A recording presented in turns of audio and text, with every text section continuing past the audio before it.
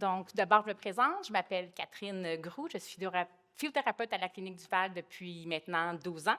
Donc, ma présentation, c'est le rôle de la physiothérapie dans une récupération optimisée en arthroplastie, l'approche Clinique du Val. Donc, tout d'abord, pour avoir une récupération optimisée, il faut d'abord comprendre ce que les patients veulent. Donc, tout d'abord, ils veulent la diminution de la douleur. C'est vraiment l'attente majeure et très légitime pour nos patients. Ils veulent l'amélioration de la mobilité, dont être capable de se déplacer sans boiterie et sans aide technique et retrouver la souplesse de leur articulation. Et ils veulent surtout l'amélioration de leur qualité de vie, donc reprendre des activités sportives, sociales et au travail et avoir le sentiment de revivre normalement. C'est souvent le vrai critère de satisfaction plus que la performance articulaire pure. Donc, l'objectif ultime de la Clinique du Val, c'est l'articulation oubliée, c'est-à-dire pas avoir de pensée consciente de la prothèse lors des activités courantes. Donc, bien évidemment, les patients n'ont pas la même trajectoire ou les mêmes résultats après une prothèse de genou et de hanche. Les causes les plus fréquentes de difficultés suite à la chirurgie sont une douleur persistante, une diminution de la mobilité, un édème chronique, des facteurs psychologiques et la suractivation. Donc, la récupération n'est pas seulement le fruit de la chirurgie, elle dépend de la qualité du programme pré- et post-opératoire et aussi de l'engagement du patient. Donc, le rôle de la physiothérapie, le paradigme du VAL. Donc, traditionnellement, dans les dernières années, dernières décennies, la physiothérapie post-arthropathie de la hanche était vraiment axée sur la mobilité. Les physios avaient tendance à pousser sur l'articulation très rapidement pour retrouver la flexibilité. Ensuite, d'autres protocoles standardisés ont été faits, comme ceux qui limitent le nombre de pas durant les premières semaines post-opératoires. Il y a même des études comparant des cohortes, des patients qui ont eu de la physiothérapie et des patients qui n'ont pas eu la physiothérapie, qui ont montré très peu de différences significatives entre les deux groupes. À la Clinique du Val, nous croyons qu'il faut repenser la réadaptation. Il faut laisser tomber les protocoles standards vers un parcours beaucoup plus personnalisé.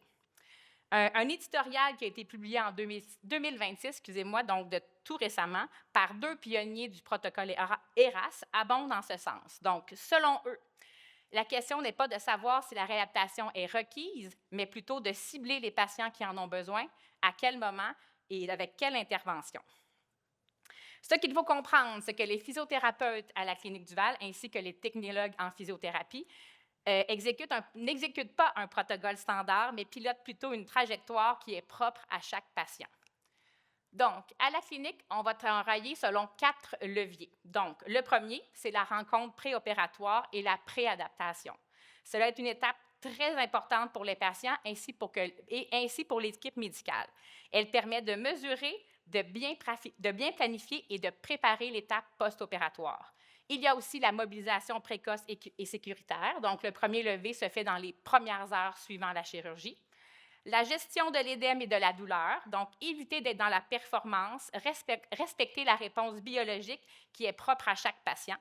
Et ensuite, l'éducation et la reprise de leur activité de façon progressive. Donc, la rencontre préopératoire. Donc, tous les patients vont être rencontrés en physiothérapie avec une rencontre préopératoire à peu près quelques semaines ou peut-être quelques mois avant la chirurgie. C'est une étape clé avant la chirurgie. Elle permet d'établir un portrait fonctionnel de référence, planifier la réadaptation, personnaliser les attentes, réduire l'anxiété et réduire les risques de post-opératoire. C'est aussi à ce moment-là que le patient comprend qu'il est l'élément essentiel de sa réadaptation et qu'il devient l'acteur principal dans le processus. Donc, qu'est-ce qu'on fait dans l'évaluation préopératoire? Donc, on va commencer par questionner le patient sur son environnement. Donc, est-ce qu'il habite seul? Est-ce qu'il habite avec d'autres personnes qui vont pouvoir l'aider? Est-ce qu'il y a des escaliers aussi au retour à domicile? Des fois, de discuter un petit peu avec eux, on peut commencer à leur faire des petits conseils, peut-être juste d'ajouter une main courante dans leurs escaliers pourrait faire une grande différence sur un retour au retour à la maison qui est réussi. Ensuite, on va discuter avec eux des aides techniques. Donc, pour les patients qui ont déjà un aide technique, ça nous permet de faire quelques ajustements des fois. Donc, des gens qui portent leur canne du mauvais côté, peut-être une marchette dont la hauteur est mal ajustée. De plus, pour les patients qui n'ont pas encore ce genre de matériel à la maison, on va les conseiller sur ce qu'ils auront besoin pour un retour à la maison de façon sécuritaire. Ensuite, on va mesurer les amplitudes articulaires, que ce soit des hanches ou des genoux. Ça nous donne une donnée de référence qui nous aide à avoir des objectifs propres à chaque patient en phase post-opératoire. Donc, comme par exemple un patient qui aurait un très gros flexum de genou, donc en post-opératoire, on pourrait mettre beaucoup plus d'emphase sur l'extension et avoir des attentes qui sont plus raisonnables sur la mobilité à atteindre. Oups, excusez-moi. Ensuite, on va évaluer brièvement les capacités du patient, donc à se déplacer, à faire ses transferts, ainsi que la force musculaire globale des membres inférieurs. Et bien évidemment, nous allons demander les objectifs des patients, donc par rapport à leur travail, par rapport à leur sport, par rapport à leurs loisirs. Il est bien important de discuter avec les patients afin qu'ils aient des objectifs qui sont réalistes, dans des délais réalistes aussi. Et pour terminer, nous donnons des conseils par rapport aux activités qu'ils devront faire juste pour se préparer pour la chirurgie. Ça peut être très différent d'un patient à l'autre. Donc, certains patients pourront continuer leur sport qu'ils font de façon autonome, et d'autres, pour certains patients, donc juste de se lever de leur chaise roulante quelques fois par jour peut faire une différence en préopératoire. Il n'y a pas de petits objectifs. Donc, toutes ces informations seront colligées au dossier et permettra à l'équipe préopératoire de choisir la chirurgie qui est la plus adéquate pour les patients. Donc, savoir si c'est un bon candidat pour une prothèse totale de genou des deux côtés, comme par exemple, ou de savoir aussi au niveau de leur durée de séjour, est-ce qu'on est mieux de garder un patient une nuit ou 2 nuits. De plus, ça nous permet de voir à l'avance de potentiels enjeux lors du congé, qui nous permet de réagir en amont. Donc, un patient qui bénéficierait peut-être d'aide à son retour à la maison ou de faire un court séjour en convalescence. Ensuite, la préadaptation. Le but visé de la préadaptation est de maximiser la force, la mobilité et l'endurance des patients avant la chirurgie. De plus, l'apprentissage en préopératoire de l'utilisation adéquate des aides techniques et de la façon de se mouvoir ou de faire les escaliers peut vraiment aider à réduire le stress des patients et améliore aussi la sécurité. Encore là, notre rôle est vraiment un rôle d'enseignement afin de conseiller un plan d'activité réaliste tout en ayant une stratégie pour bien gérer la douleur et l'édème. Les bénéfices d'une bonne préadaptation sont multiples et comprennent une meilleure adhésion au programme post-opératoire, une diminution de l'anxiété, un retour plus rapide aux activités quotidiennes. Donc, lors de la préadaptation, on ne prépare pas seulement l'articulation à la chirurgie, on prépare le patient à mieux récupérer. Donc, ensuite, la mobilisation rapide et sécuritaire. Donc, suite à la chirurgie, l'équipe de physiothérapie est appelée à intervenir rapidement auprès des patients. Donc, on fera le premier levé environ 2 à 3 heures après la chirurgie. Durant cette séance-là, on va toujours commencer par leur démontrer des exercices circulatoires et respiratoires. Ensuite, suivront des petits exercices de mobilité qui nous permettront d'avoir une idée globale du retour moteur suite à l'anesthésie et de savoir si un premier levé peut être fait de façon sécuritaire. Donc, si le patient se sent bien et qu'il a retrouvé une force adéquate des membres inférieurs, nous procéderons au premier levé. Donc, normalement, on va utiliser une marchette lors du premier levé. On va faire quelques pas, normalement aller jusqu'à la salle de bain et revenir. Donc, la mise en place du protocole ERAS et du protocole SOLIS apporte un gros bénéfice dès les premiers jours, surtout en termes de sécurité, de confort et d'efficacité. Donc, le premier levé est plus précoce grâce à l'arachide de courte durée et en évitant de donner des benzodiazépines. Il y a peu ou pas de sédation résiduelle qui rend les patients plus alertes et plus coopérants. Ensuite, les douleurs sont mieux contrôlées par une analgésie multimodale, ce qui amène moins de douleur au mouvement. Il y a moins de risque de malaise aussi avec les techniques d'anesthésie, avec une gestion optimisée des liquides et avec une reprise alimentaire précoce. On va diminuer les chances d'hypotension orthostatique et de nausée. Il y a aussi une meilleure fonction motrice, c'est-à-dire qu'il y a une absence de bloc moteur, ce qui résulte en un quadriceps plus fort. Donc, la mise en charge est possible plus tôt et plus stable. Il y a aussi un gain psychologique. Donc, le patient est placé comme acteur principal de sa récupération. Il y a beaucoup moins d'anxiété et beaucoup plus de confiance en soi. Durant le premier levé, le travail d'équipe est un élément essentiel. Donc, en effet, la prise de tension artérielle prélevée faite par l'équipe infirmière est vraiment très intéressante pour éviter les chocs vagales ou de l'hypotension orthostatique. De plus, le rôle des préposés aux bénéficiaires est un rôle tout aussi essentiel. Elle nous accompagne tout le long du processus et assure la sécurité et le confort des patients. Donc, ensuite, suite à leur chirurgie, les patients resteront à la clinique de 1 à 3 nuits, tout dépendant du type de chirurgie qu'ils vont subir. Tous les patients auront des suivis de physiothérapie durant leur séjour à la clinique. Donc, ce sera essentiellement un rôle d'enseignement. Donc, tout d'abord, on va enseigner au niveau de la marche, l'utilisation des aides techniques, que ce soit une marchette, des béquilles, des bâtons de marche. Nous travaillons la cadence, la stabilité et nous guidons aussi les patients au sujet de la gestion de la fatigue. Ensuite, les transferts seront pratiqués, donc que ce soit un transfert au lit, à la salle de bain, afin qu'ils soient autonomes dès le retour à la maison. Il y a aussi les escaliers qui vont être faits en fonction de ce que le patient a à faire au retour à la maison. C'est enseigné de façon non alternée afin de minimiser l'impact sur l'articulation blessée. Ensuite viendra les exercices de leur programme d'exercice à domicile. Nous révisons les exercices que les patients auront débutés dans la phase préopératoire. Le programme pourra être ajusté aux besoins selon l'état et le confort du patient. Donc, il existe 4 critères de congé pour les patients. Donc, tout d'abord, les transferts de façon sécuritaire et autonome. La même chose pour la marche, donc avec une aide technique de façon sécuritaire et autonome. Avoir fait le nombre d'escaliers qu'ils ont besoin de faire au retour à la maison. Et avoir une bonne compréhension des exercices, de la gestion de l'édème et des attentes. C'est, à mon avis, la chose la plus importante, que le patient soit bien éduqué et que le plan de marche au retour à la maison soit bien clair. Le mot d'ordre durant les séances de physiothérapie seront sans aucun doute l'adaptation. Comme chaque patient suit une trajectoire différente, les conseils et les enseignements peuvent différer d'une patient à l'autre. De plus, il faut garder en tête que la mobilisation précoce des patients est un outil thérapeutique et non de performance. Ensuite, la plupart des patients traités à la clinique Duval expérimentent dans la plupart des cas très peu de douleur. Les patients sont confortables, sont capables de se mobiliser et de se reposer avec une prise d'opioïdes relativement limitée. Par contre, cette bonne gestion de douleur-là peut avoir aussi des effets négatifs. Effectivement, certains patients très motivés auront tendance à en faire trop, que ce soit au niveau des exercices ou de la marche.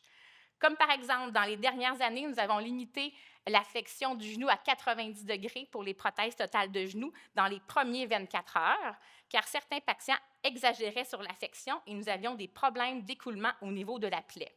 Donc, au quotidien à la clinique, nous ralentissons beaucoup plus les patients que nous les poussons. Ensuite, pourquoi l'édème est le sujet numéro 1? Donc, tout d'abord, le processus inflammatoire est la réponse immédiate du corps à une agression. Il y a 4 signes principaux à l'inflammation, donc la chaleur, la rougeur, la douleur et ce qui nous intéresse le plus, l'édème. Tous ces signes sont sans aucun doute très désagréables pour les patients, mais l'inflammation est loin d'être notre ennemi. C'est un pilier fondamental de notre défense immunitaire. Donc, sans elle, aucune cicatrisation et aucune guérison n'est possible. C'est lorsqu'elle devient excessive, mal résolue, que ça cause problème. En effet, une réponse exagérée peut amener un tsunami inflammatoire qui provoque une cascade de conséquences négatives pour le patient. Donc, une douleur et un édème persistant qui va amener à une perte de mobilité articulaire, une inhibition du quadriceps, l'altération du patron de marche et une diminution de la fonction. Toutes ces conséquences ont un lien direct avec les frustrations et les insatisfactions majeures des patients suite à leur chirurgie. Donc, pour bien comprendre comment bien gérer l'édème, il faut d'abord comprendre son évolution normale. Donc, des données publiées lors d'une étude en 2020 démontrent l'évolution normale de l'édème suite à une prothèse totale de genou. Le groupe de chercheurs a produit des courbes pour prédire le développement normal pour les 7 premières semaines suivant l'opération. Donc, on observe que l'édème augmente d'environ 10 % par jour durant les premiers 3 jours pour atteindre son apogée autour de la 6e et de la 8e journée. Ce graphique met aussi en lumière que les patients qui ont une très grande réponse inflammatoire tout de suite après la chirurgie auront des niveaux plus élevés d'édème à long terme comparés avec les patients avec une réponse immédiate plus modérée. De plus, il est important de comprendre que chaque patient a sa propre réponse à un traumatisme.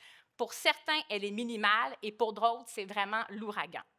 Chaque patient présentera une courbe distincte basée sur différents facteurs locaux et systémiques, donc l'efficacité de leur système lymphatique, l'efficacité de leur système veineux et des facteurs génétiques. Ces facteurs sont propres à chacun et ne sont malheureusement pas modifiables.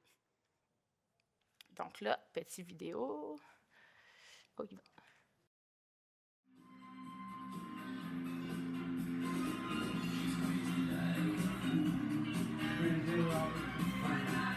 Pour votre information, on est le 23 mai, 11 jours après l'opération. Super, des gens très disciplinés, très sociables, des gens gentils. Je semble vouloir exagérer dans mes paroles, là, mais j'ai pas d'autres mots. Après 3 jours, j'avais déjà plus de douleur, je pouvais marcher sans ma canne. La semaine passée, j'ai déjà commencé à tondre mon gazon. Et je prévois, sur votre recommandation, commencer peut-être à frapper des balles de golf à partir de la semaine prochaine. Donc, c'est vraiment un patient qui a une très faible réponse inflammatoire. Oups.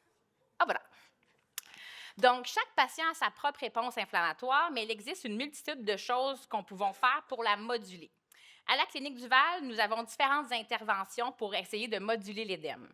Donc, premièrement, le dosage des activités. C'est sûrement la meilleure et la plus puissante des interventions. Cela consiste à enseigner aux patients de comment fractionner, planifier ses efforts, ainsi que de garder du temps pour la récupération. Il faut absolument que les patients comprennent que d'aller trop vite, ils vont plus se nuire que s'aider. Il faut leur enseigner à bouger, que ce soit au niveau des exercices ou de la marche, par petites doses et en respectant leur seuil de douleur.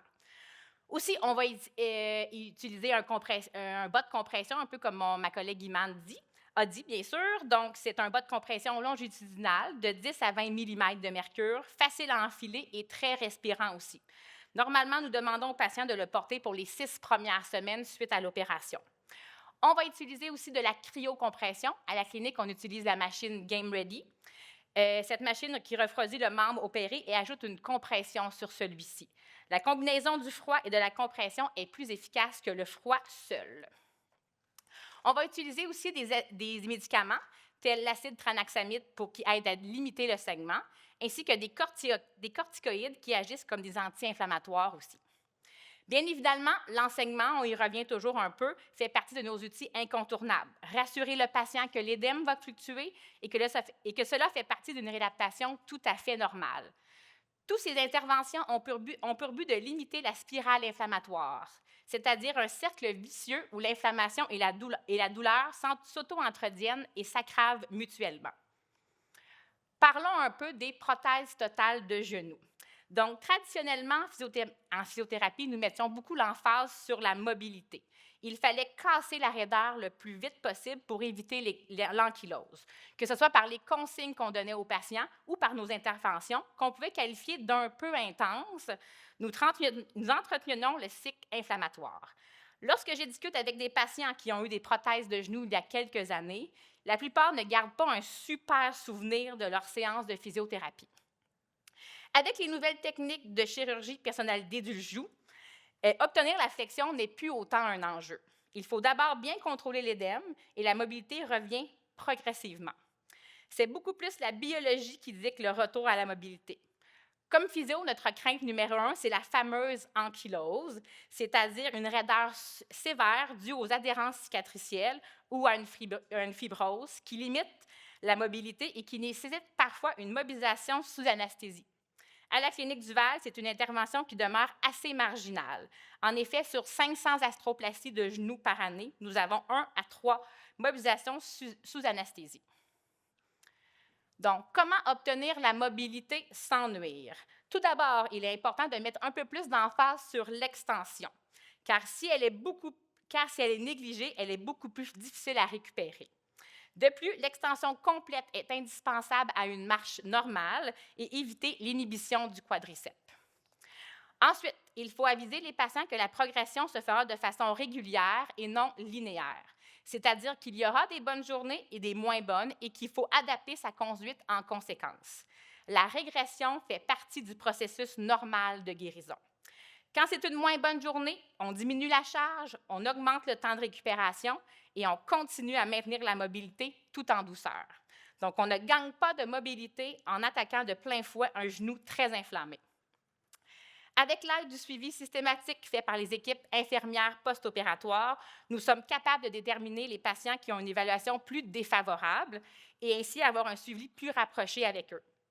Les objectifs au niveau de la mobilité, donc autour de 6 semaines, on aimerait que nos patients aient une extension complète, c'est-à-dire de 0 degré, et avoir atteint une flexion d'autour de 110 degrés. Ensuite, parlons un petit peu plus des prothèses totales de hanches. Donc, à la clinique, nous utilisons des prothèses totales de hanches de tête à grand diamètre. Ces prothèses-là offrent une stabilité accrue, une diminution des risques de luxation, une grande amplitude de mouvement et, comme on a déjà discuté, aucune restriction post-opératoire. En fait, il n'y a pas de restriction, donc ça amène les patients à se mobiliser plus rapidement. Il y a un gain fonctionnel rapide et une diminution des craintes et des insécurités. Donc, bien que les prothèses que nous utilisons sont bien performantes, on ne peut toutefois pas échapper aux limites biologiques. Donc, tout d'abord, les tissus mous en guérison. Durant la chirurgie, les tissus mous en périphérie seront blessés, donc il est donc important de respecter leur temps de guérison. Ensuite, pour les implants sans ciment, il faut respecter le temps d'ostéo-intégration, c'est-à-dire le temps que l'os croît autour de la prothèse, créant une fixation biologique. À cause de ces deux processus-là, je pense que j'ai avancé trop vite, on va demander à nos patients de respecter un petit peu quelques petites choses. Donc, pas d'efforts importants dans les 2 premiers mois. Donc, éviter les charges élevées, éviter les impacts aussi. Pas d'étirement pour les 6 premières semaines. Donc, éviter les positions extrêmes de l'articulation opérée. Et focusser sur le retour de la mobilité en évitant de faire du renforcement. Il faut vraiment ralentir et éduquer les ultra-performants qui pensent que d'aller plus vite et plus fort leur fera gagner le concours de la guérison. Parfait. Donc, encore là, j'y reviens, c'est beaucoup, en physiothérapie, ce qu'on fait à la clinique, c'est beaucoup d'éducation. En effet, un patient qui comprend bien son rôle, qui comprend bien aussi le processus normal de la récupération, ça permettra de réduire son anxiété, de mieux gérer sa douleur et l'enflure, et d'avoir une meilleure implication dans sa réadaptation. Donc, quand les patients sortent de la clinique, c'est primordial qu'ils comprennent que la récupération est non linéaire, mais progressive, qu'il y aura aussi des régressions possibles, surtout autour du jour 5, jour 10, selon la courbe inflammatoire qu'on a vue tantôt, que les bruits des prothèses, que ce soit au niveau des genoux et des hanches, c'est quelque chose de très fréquent et qui est généralement bénin. De comprendre aussi les douleurs normales versus les signes d'alerte, donc exemple de savoir les signes et symptômes d'une thrombophlébite, et de comprendre que les douleurs qui persistent suite à une chirurgie peuvent avoir une autre origine que la prothèse elle-même, donc la région lombaire, le nerf sciatique ou une bursite. L'éducation est vraiment l'affaire de tous les intervenants, et plus il y a une cohérence interprofessionnelle, c'est-à-dire que tout le monde dit le même message, cela permet de réduire l'anxiété et d'éviter la surmédicalisation. Donc, comme les techniques opératoires et périopératoires ont beaucoup changé dans les dernières années, nos patients aussi ont beaucoup changé. Donc, à mes débuts à la clinique Duval en 2012, nos patients restaient hospitalisés 7 jours. Le premier levé se faisait seulement le lendemain de la chirurgie. Et il y avait beaucoup de d'enjeux de gestion de douleur et de nausées. Maintenant, les étapes se franchissent plus vite et surtout, les patients sont beaucoup plus confortables. La plupart de nos patients vont quitter la clinique avec une canne et reprennent leurs activités sociales et sportives beaucoup plus rapidement. Aussi, la conduite automobile se fait beaucoup plus rapidement à la grande joie de nos patients.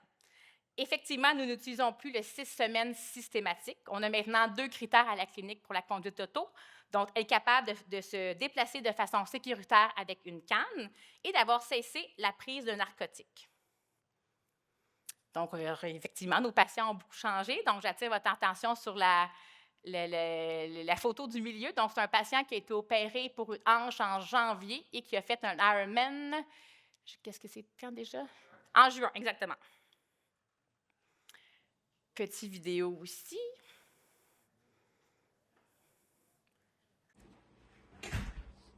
Bonjour.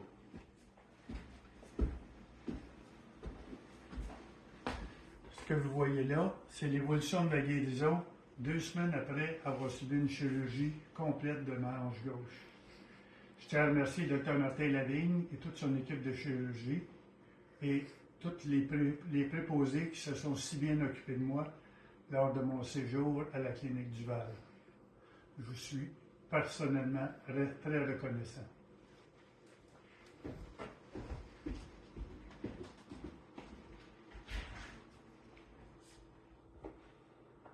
Okay, Gayla, this is me sitting on the bed without holding anything. And look at this is me standing up without holding anything.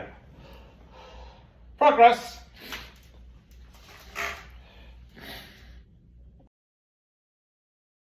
Ah, voilà. Donc, beaucoup de nos patients ont comme objectif de reprendre des activités sportives dans les semaines ou les mois suivant leur chirurgie. Les nouveaux implants que nous utilisons ont le potentiel de mieux résister au sport de loisirs, bien qu'il n'y ait pas de restrictions. Certaines activités sont déconseillées. Donc, on va éviter les positions extrêmes, donc des positions de yoga, par exemple. Éviter les sports de contact ou à risque de chute ou de combat. Et éviter la course à pied sur une longue distance. On va bien évidemment encourager les exercices à faible impact, dont le ski de fond, la marche, le pickleball, tout ce que vous pouvez imaginer. Aussi, la position à genoux n'est pas contre-indiquée pour les prothèses de genoux, comme ça a été mentionné ce matin. Non, je suis désolée. Donc, en résumé, les changements de pratique qui ont été effectués dans les dernières années, ainsi que tous les autres qui changeront dans les prochaines années, facilitent vraiment la récupération des patients. En effet, ils résultent en une meilleure gestion de la douleur, une autonomie rapide, une amplitude articulaire naturelle, une diminution des complications et une augmentation de l'implication des patients. Le rôle de la physiothérapie tout au long du processus est un élément essentiel au succès de l'intervention.